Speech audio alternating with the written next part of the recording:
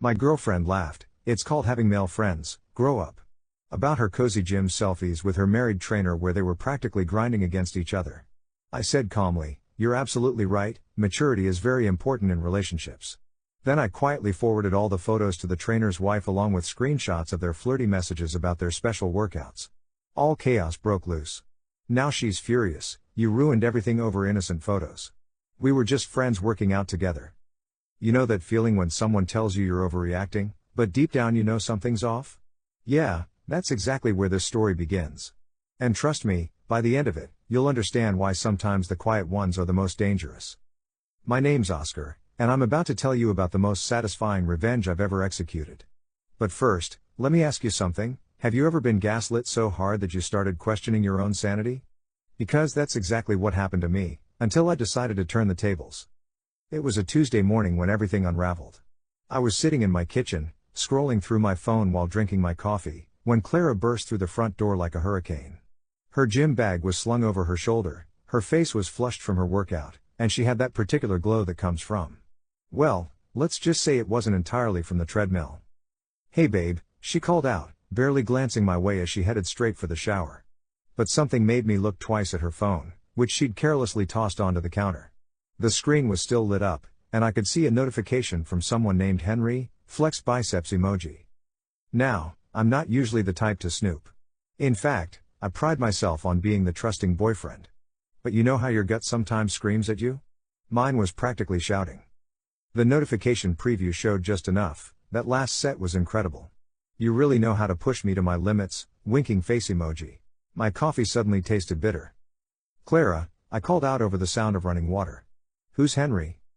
My trainer, she shouted back cheerfully. I told you about him, remember?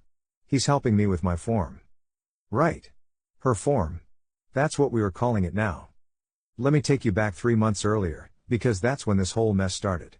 Clara had suddenly developed this intense passion for fitness. Now, don't get me wrong, I was supportive. She'd been talking about getting back in shape for months, and I encouraged her to join the gym. What I didn't expect was for her to become obsessed with sharing every single moment of her fitness journey on social media.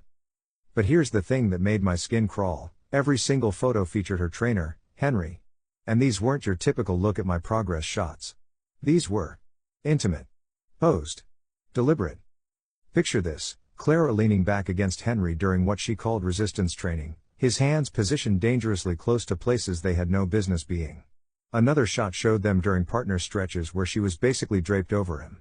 And my personal favorite, the one that made me seriously question whether I was losing my mind, showed them in a post-workout recovery pose where they were lying on yoga mats, faces inches apart, both glistening with sweat and smiling like they just shared the world's best inside joke. Each photo came with captions like when your trainer really knows how to motivate you, flex biceps emoji, red heart emoji, and nothing beats a good sweat session with the best coach ever. The comments were even worse. Henry would respond to every single post with things like you're my star student and can't wait for our next private session. Other women from the gym would comment things like I wish Henry trained me like that. And you two make such a great team.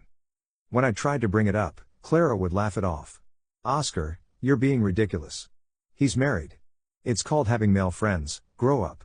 That phrase. Those exact words. They echoed in my head for weeks because something about the way she said it felt so rehearsed. Like she'd practiced that response in the mirror. But let me tell you what really got to me. It wasn't just the photos, though those were bad enough. It was the way Clara started changing. She began working out at weird hours, always when I was at work or busy. She'd come home with stories about Henry's life, his problems, his marriage issues. Yes, you heard that right, she was discussing his marriage problems. Poor Henry, she'd say, shaking her head while toweling off her hair. His wife Rose just doesn't understand his passion for fitness. She's always complaining about the long hours at the gym. Can you believe that? My girlfriend was essentially becoming this married man's emotional support system, and I was supposed to be okay with it because they were just friends. The breaking point came on that Tuesday morning I mentioned earlier. After seeing that text notification, I did something I'd never done before. I waited for Clara to get in the shower, and then I looked at her phone. What I found made my blood run cold. Message after message of flirtation disguised as fitness talk. I love how you respond to my touch during our sessions. You looked incredible today, I couldn't stop thinking about our workout. Next time, let's try that position we talked about, But maybe somewhere more private. And Clara's responses? They were just as bad. I've never had a trainer who knows my body like you do. I can't wait to feel your hands guiding me again. My boyfriend doesn't understand what we have, this special connection. I screenshotted everything. Every single message, every photo, every flirtatious exchange. My hands were shaking the entire time, partly from anger and partly from the adrenaline of finally having proof that I wasn't going crazy. But here's where it gets interesting. Instead of confronting Clara immediately, I decided to do some research. Because if Henry was behaving this way with my girlfriend, I needed to know more about his situation. Specifically, I needed to know about his wife, Rose. It didn't take long to find Rose on social media. She seemed like a lovely woman, a kindergarten teacher who posted pictures of her students' artwork and photos of the home-cooked meals she'd prepare for Henry. Her Instagram was full of sweet messages about how proud she was of her husband's career as a fitness trainer and how hard he worked to help people achieve their goals. The irony was suffocating. Rose's most recent post was a photo of her and Henry at their anniversary dinner, with a caption that read, 5 beautiful years with the most loyal, honest man I know. Thank you for always putting our marriage first, even when work gets demanding. I love you, Henry Knight. 5 years. They'd been married 5 years, and here he was, carrying on an emotional affair with my girlfriend under the guise of personal training. Now, here's where you might expect me to burst into that gym and cause a scene, or maybe confront Clara with screenshots and demand answers. But I've learned something important over the years: the best revenge isn't served hot. It's served ice cold, with perfect timing, and maximum impact. So I waited. For the next 2 weeks, I played the part of the oblivious boyfriend. I smiled when Clara showed me her latest gym selfies. I nodded along when she told me stories about Henry's day. I even complimented her on her progress when she modeled her new workout clothes, the ones that seemed designed more for seduction than for actual exercise. But during those 2 weeks, I was also documenting everything. Every late return home. Every secretive phone call. Every time she claimed to be at the gym but her location showed she was somewhere else entirely. The final straw came when I decided to surprise Clara at the gym one afternoon.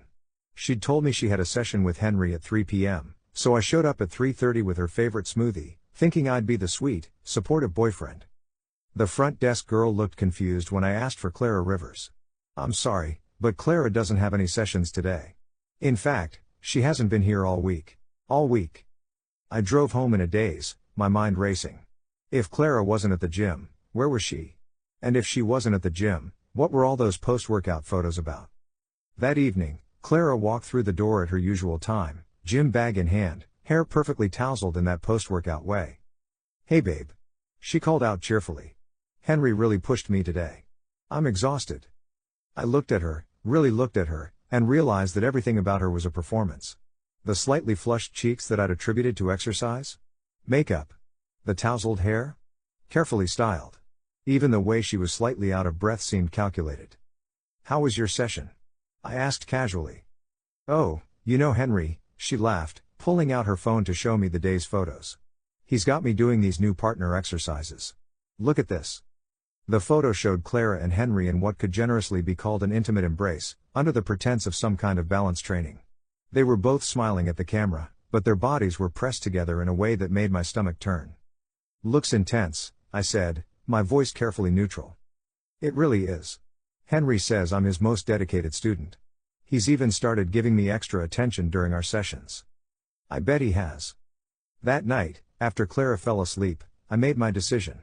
I created a carefully curated folder of screenshots, the most damning messages, the most inappropriate photos, and a timeline showing Clara's lies about her whereabouts. Then I crafted a message to Rose Knight. But here's the thing about revenge: timing is everything. I didn't send that message right away. Instead, I waited for the perfect moment. It came 3 days later. Clara bounded into the house that afternoon, practically glowing with excitement. Oscar. Guess what? Henry invited me to this fitness expo this weekend. It's going to be amazing. We'll be attending workshops together, maybe even doing some demonstrations. He says I'm ready to show off everything he's taught me. That sounds educational, I replied. I know you might feel weird about it, but it's purely professional. Henry thinks I could even become a trainer myself someday. This expo could be the start of something big for me. Professional? Right. When's the expo? I asked. This Saturday. We're leaving early in the morning and won't be back until late. Henry's even booked us rooms at the hotel so we don't have to worry about the drive back.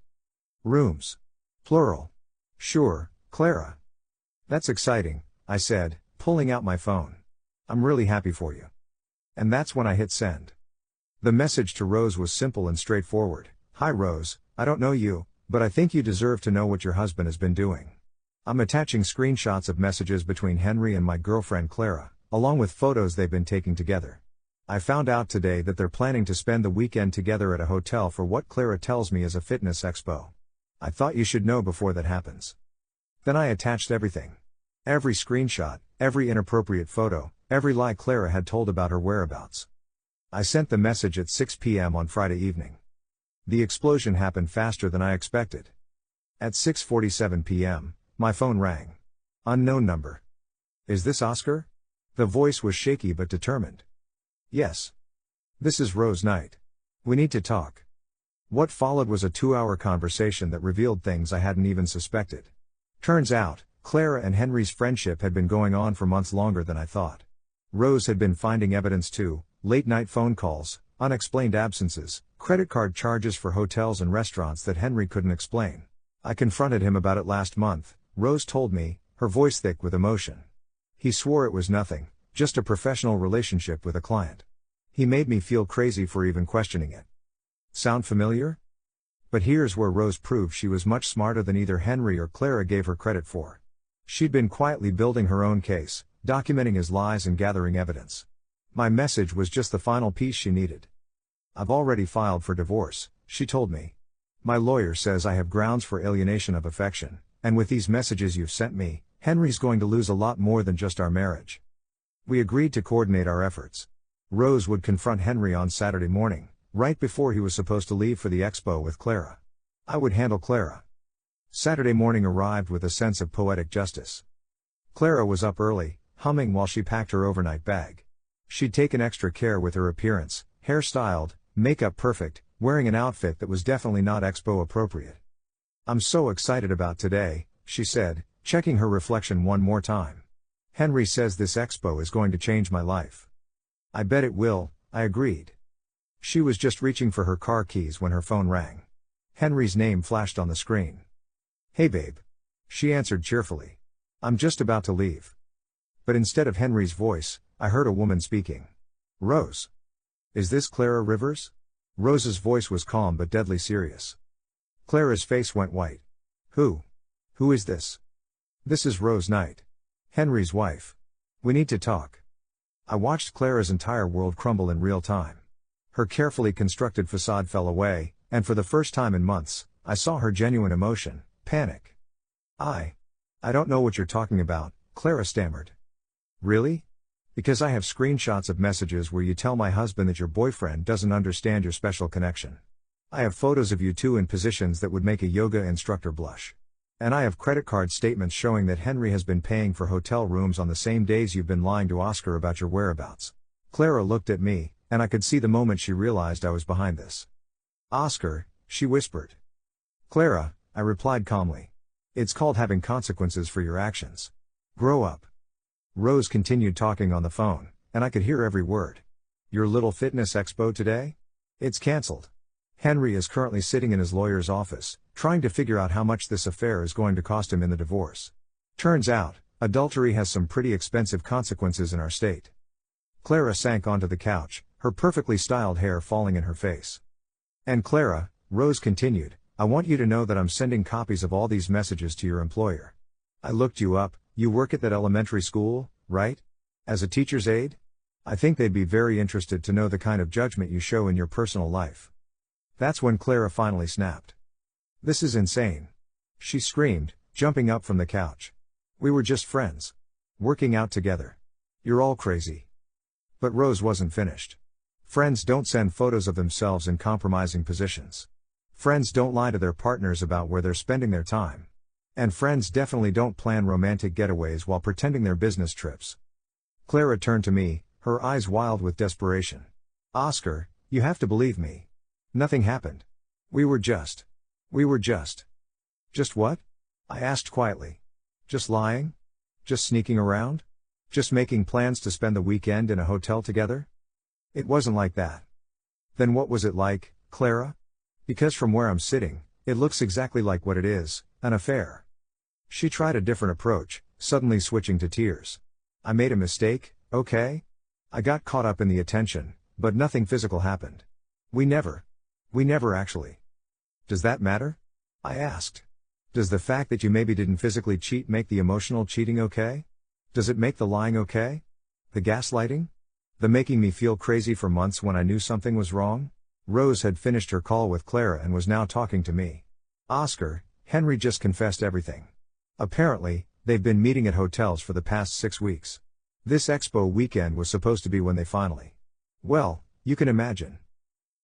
Clara heard this and crumpled. That's not true. He's lying to save his marriage. Actually, Rose continued, he's not trying to save anything. He knows the marriage is over. But he's trying to minimize the financial damage. Admitting to an emotional affair is one thing, admitting to a physical one is much more expensive in divorce court. The beautiful thing about the truth is that it has a way of revealing itself, especially when people are backed into a corner. Over the next hour, through a combination of Rose's evidence and Clara's increasingly desperate attempts to explain herself, the whole sordid story came out. It had started innocently enough, or so Clara claimed. Henry was indeed her trainer, and he was indeed married. But what began as professional sessions had quickly evolved into something else. The partner exercises were Henry's way of creating opportunities for physical contact. The late-night messages were him testing boundaries. And Clara? She ate up every bit of attention. He made me feel special, she sobbed. Like I was the most important person in his world. When we were together, nothing else mattered. Including me, I said. That's not fair. I loved you. I still love you. No, Clara. You loved the safety I provided while you explored whatever this was with Henry. You loved having a stable home to come back to after your adventures. You loved being able to play both sides. But here's the part that really got to me, the part that made me realize I'd made the right choice in exposing everything. Clara's next words revealed exactly who she really was. Fine. She screamed. Maybe I did have feelings for Henry. Maybe I did enjoy the attention. Maybe I was planning to see where things went. But you ruined everything over some innocent photos and messages. We never actually did anything wrong. Innocent photos. Even now, even caught red-handed, she was still trying to minimize and gaslight. Clara, I said quietly, the fact that you can call those photos innocent tells me everything I need to know about your character. Rose had stayed on the phone through most of this, and now she spoke up again. Clara, I want you to know that Henry is devastated. Not because he got caught, but because he's realizing what he's thrown away. He's lost his marriage, his reputation at the gym, and probably his business. Several clients have already canceled their memberships after word got out about his special training methods. This was news to me. Word got out? Oh yes, Rose said with grim satisfaction. Turns out, Clara wasn't Henry's first inappropriate client relationship. When the gym owner heard about this situation, he started investigating. 2 other women have come forward with similar stories. Henry's been using his position as a trainer to manipulate vulnerable clients for years. Clara's face went even paler. That's not. He told me I was special.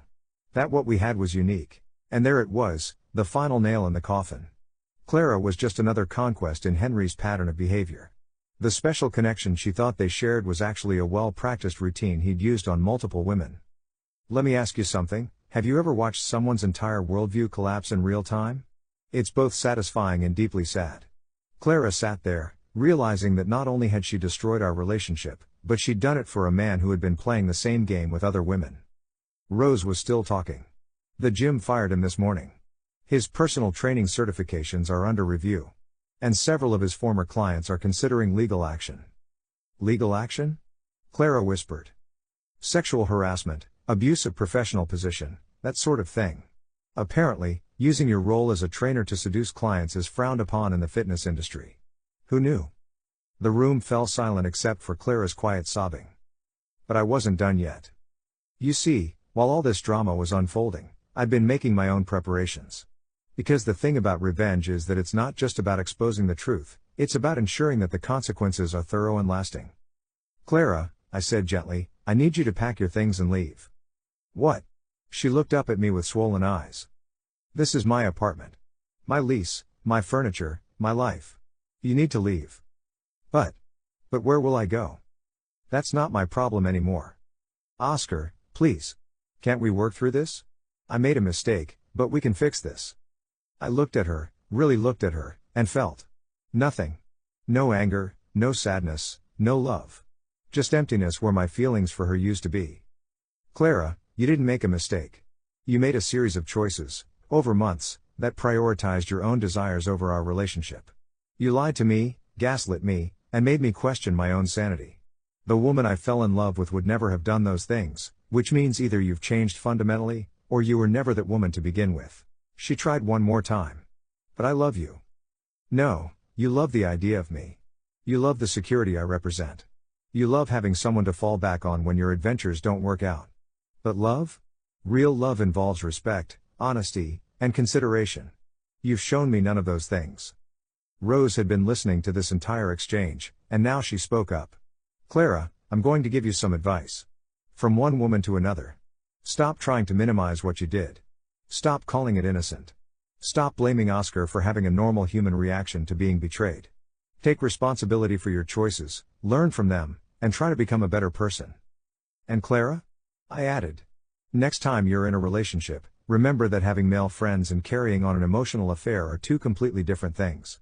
Most people learn the difference before they graduate high school. Clara left that afternoon with 2 suitcases and a lot of regret. But you know what? I don't think she truly understood what she'd lost until later. Because here's what happened next. Within a week, the story had spread through our entire social circle. And let me tell you, people had opinions. Clara had painted herself as this fitness enthusiast, this dedicated student, this innocent victim of a jealous boyfriend. But when the truth came out, the screenshots, the lies, the planned hotel weekend, public opinion shifted dramatically. Her friends started asking questions. Her family started asking questions. Her coworkers started asking questions. And Clara? She couldn't answer any of them without admitting to the very behavior she'd been denying. The job situation was particularly brutal. While Rose had threatened to contact Clara's employer, she didn't need to. Clara worked with children, and when parents heard rumors about her judgment and decision-making in her personal life, they started asking the school administration some uncomfortable questions. Clara ended up resigning rather than facing a formal investigation. But the most satisfying part? Henry didn't want her anymore. You see, Henry had been playing a game where he got to be the exciting, forbidden trainer while still maintaining his stable marriage. When Rose filed for divorce and his career imploded, Clara suddenly became a liability rather than an exciting secret. He stopped returning her calls, blocked her social media, and made it clear that their special connection was over. Clara had lost everything, her relationship, her job, her reputation, and the man she'd sacrificed it all for, and she'd lost it all for someone who had never genuinely cared about her in the first place. Now, you might be wondering about Rose and me. Did we become friends? Did we support each other through the aftermath? Actually, yes.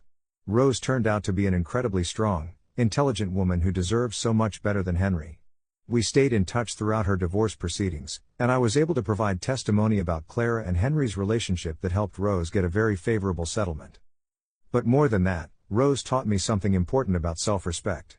She showed me that you don't have to accept betrayal quietly. You don't have to let people gaslight you into thinking your concerns are unreasonable. And you definitely don't have to protect people from the consequences of their own choices. Oscar, she told me one day over coffee, about a month after everything exploded, the hardest part wasn't discovering Henry's affair. It was realizing that I'd been making excuses for his behavior for months. Every time my gut told me something was wrong, I'd talk myself out of it. I'd think, I'm being paranoid or I'm being jealous or I'm being unreasonable. I knew exactly what she meant. But here's what I learned, she continued.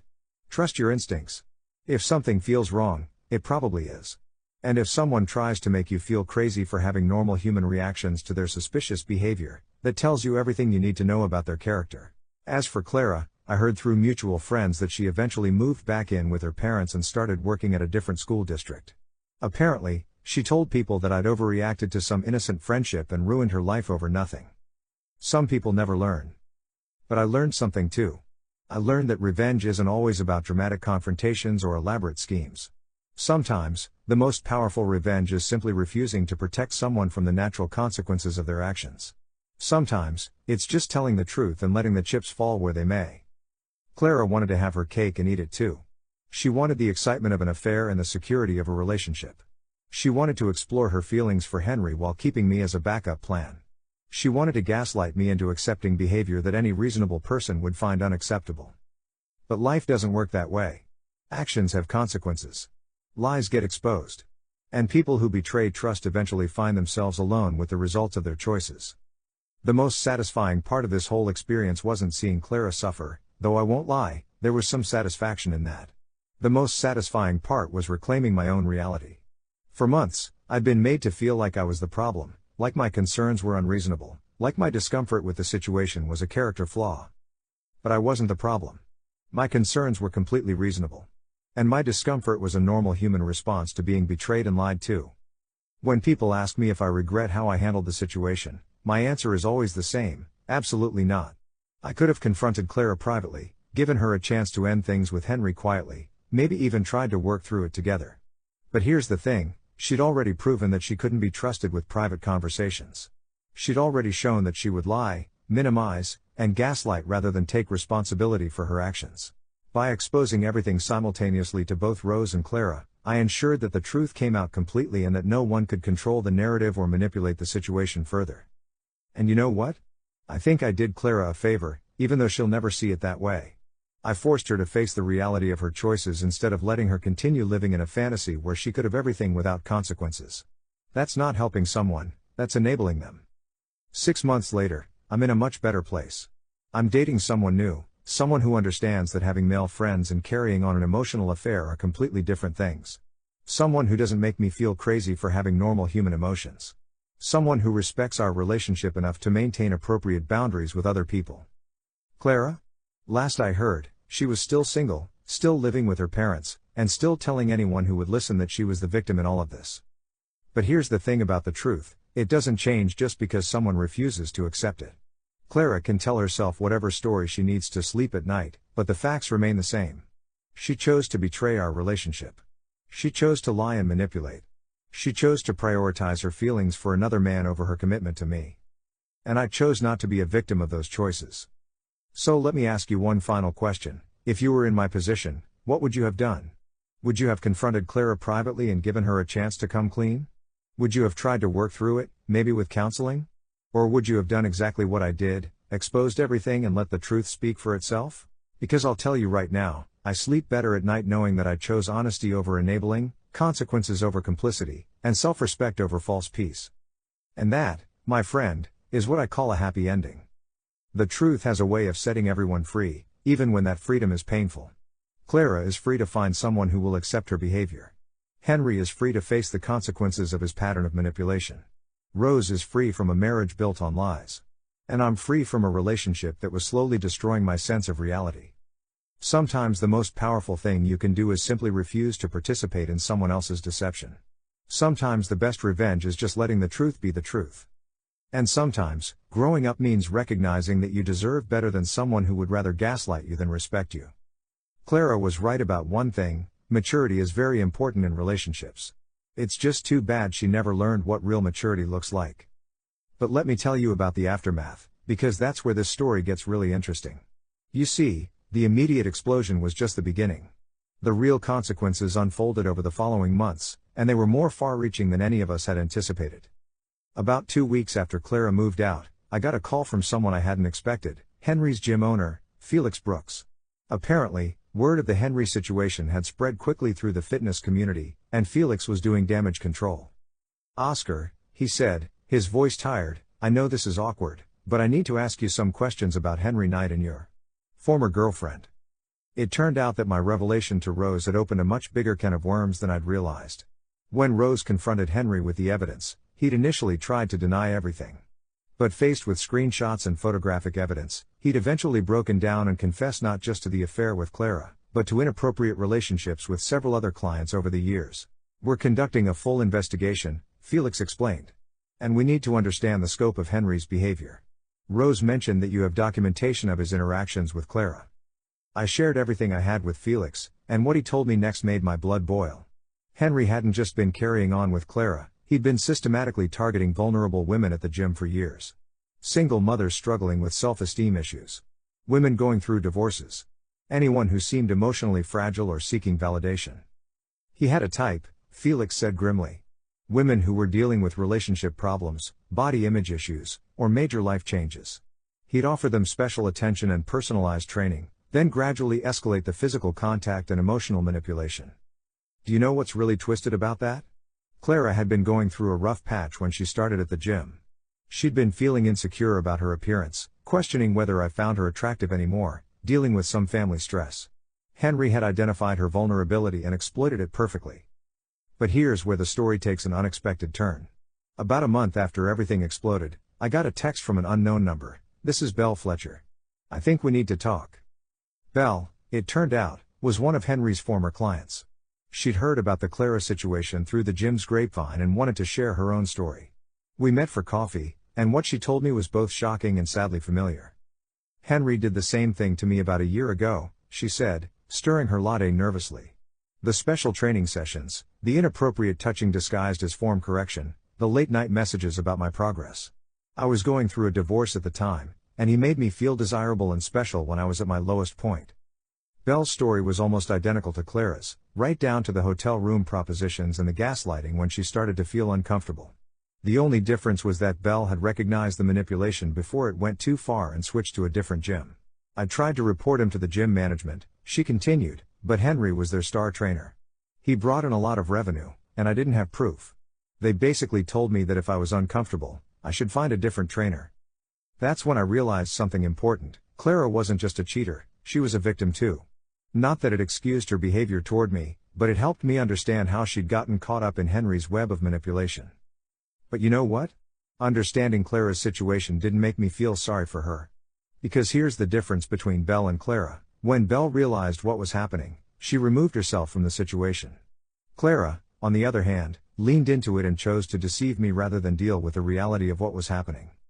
Over the next few weeks, more women came forward. The gym's investigation revealed that Henry had been using his position to manipulate clients for at least 3 years. Some had experienced unwanted touching. Others had received inappropriate messages. A few, like Clara, had been drawn into full emotional affairs. The legal ramifications were swift and severe. Henry lost his trainer certification permanently. The gym faced multiple lawsuits from former clients. And Rose? She not only got her divorce, but she also received a substantial settlement that included damages for emotional distress and public humiliation. But the most satisfying development came about 6 weeks after the initial confrontation. I was at the grocery store when I ran into Ivy Mason, a mutual friend of Clara's and mine from college. She looked uncomfortable when she saw me, which immediately told me she'd heard about the situation. "Hey Oscar," she said awkwardly. I wanted to talk to you about Clara." Now, Ivy had been one of Clara's closest friends since college, so I expected her to defend Clara or maybe lecture me about forgiveness. What I didn't expect was what she actually said. "I owe you an apology," Ivy continued, looking genuinely remorseful. "Clara's been staying with me since everything happened. And I have to tell you, the things she's been saying about you, about the situation, they don't match up with what I'm seeing. This was interesting." "What do you mean?" "She keeps insisting that you overreacted, that nothing really happened between her and Henry, that it was all innocent. But Oscar, I've seen the photos she was posting. I've heard her talking on the phone with him. There was nothing innocent about any of it."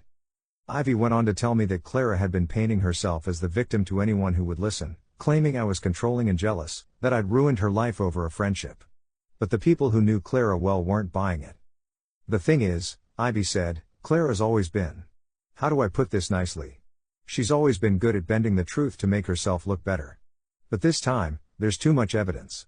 Too many people saw what was really happening."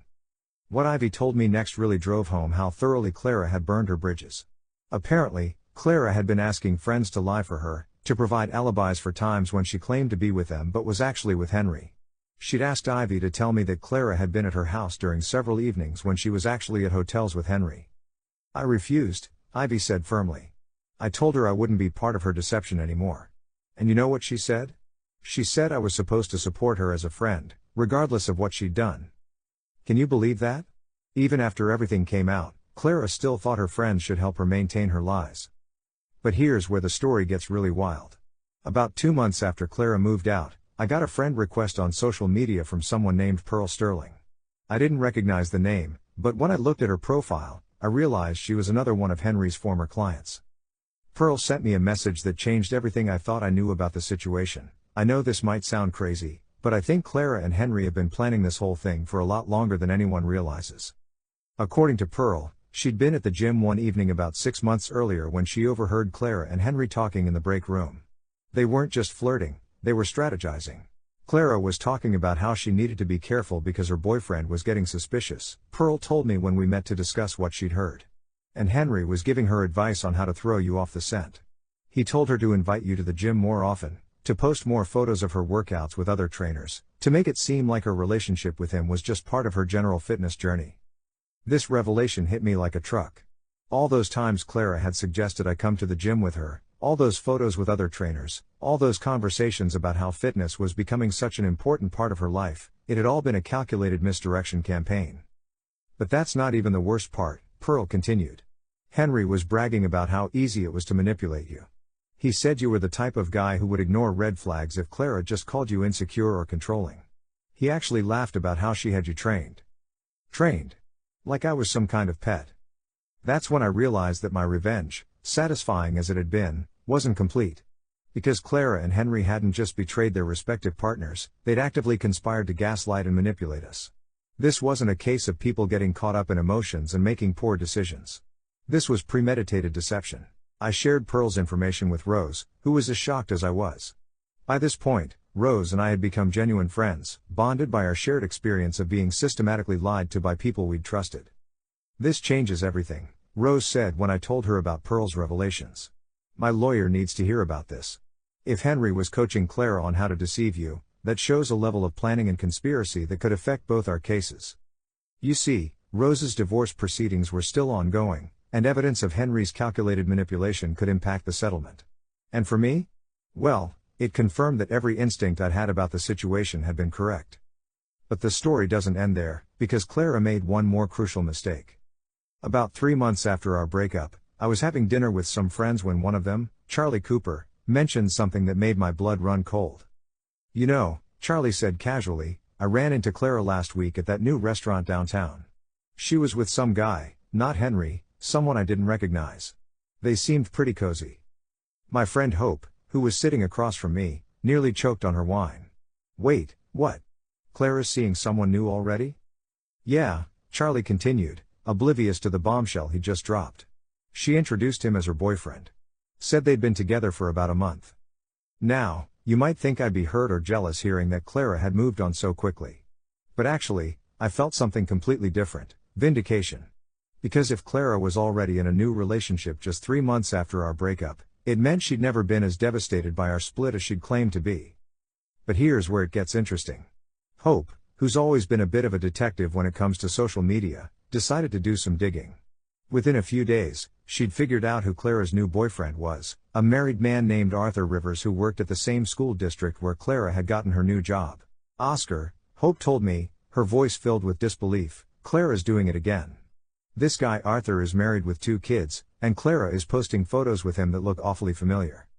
She showed me Clara's Instagram, and sure enough, there were the same types of innocent photos that had started my suspicions about Henry.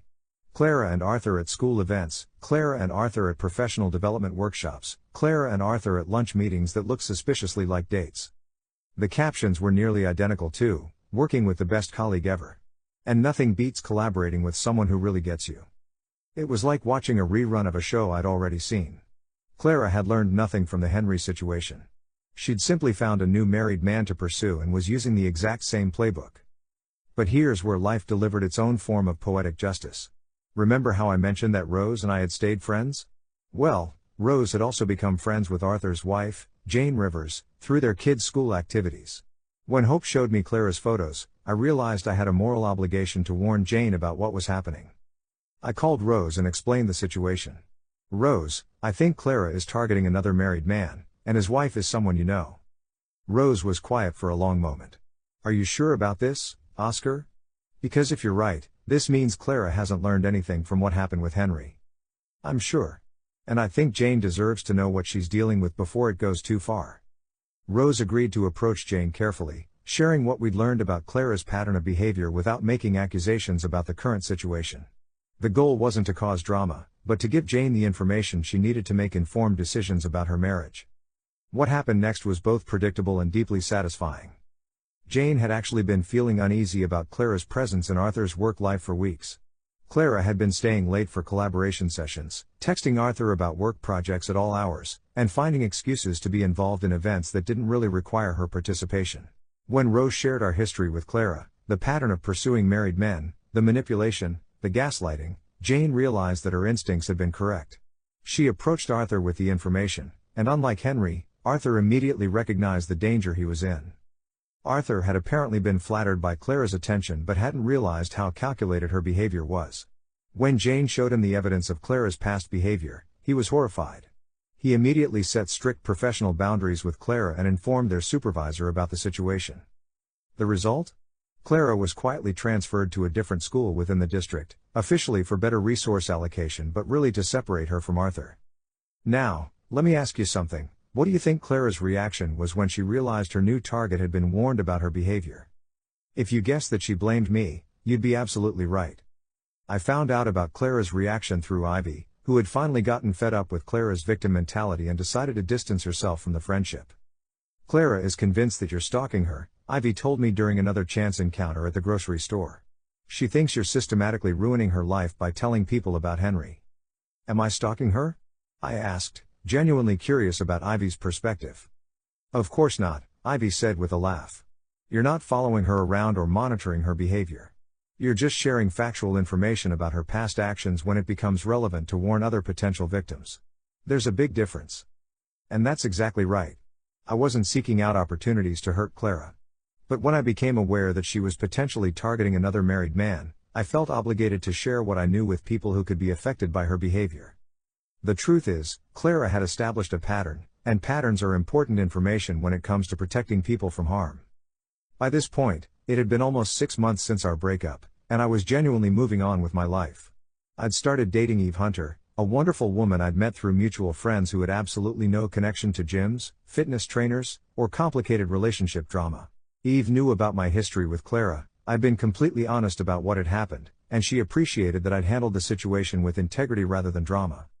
The thing I respect most about how you dealt with Clara, Eve told me one evening over dinner, is that you didn't try to get revenge by hurting her. You just refused to protect her from the consequences of her own choices. That really resonated with me because it captured exactly what I'd been trying to accomplish. I hadn't set out to destroy Clara's life, I'd simply refused to enable her destructive behavior. But the story still wasn't over, because Clara had one more surprise in store for everyone. About 8 months after our breakup, I got a call from Felix, the gym owner. He sounded stressed and tired.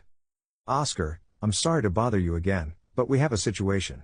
Clara Rivers has filed a lawsuit against the gym, claiming that we failed to protect her from Henry's sexual harassment. I nearly dropped my phone. She's suing the gym?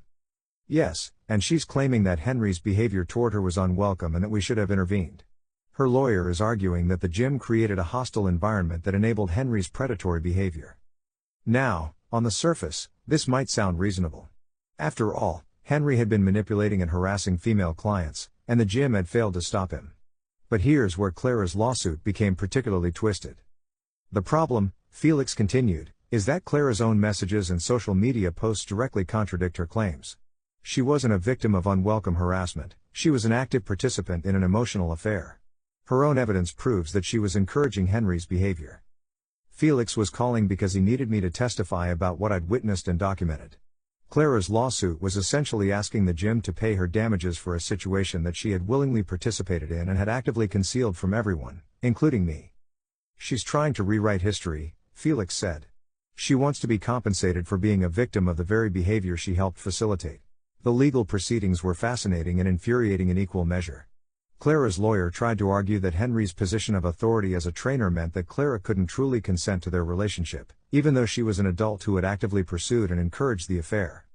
Meanwhile, Rose's divorce attorney had provided the court with evidence showing that Clara had been coaching Henry on how to deceive his wife, which directly contradicted her claims of being an unwilling victim. The lawsuit was ultimately dismissed, but not before revealing even more about Clara's character. During her deposition, she was forced to admit under oath that she had lied to me repeatedly, that she had planned to spend romantic weekends with Henry, and that she had actively helped Henry deceive his wife. But even faced with this legal testimony, Clara maintained that she was the real victim in the situation. Do you know what I learned from watching Clara's lawsuit unfold?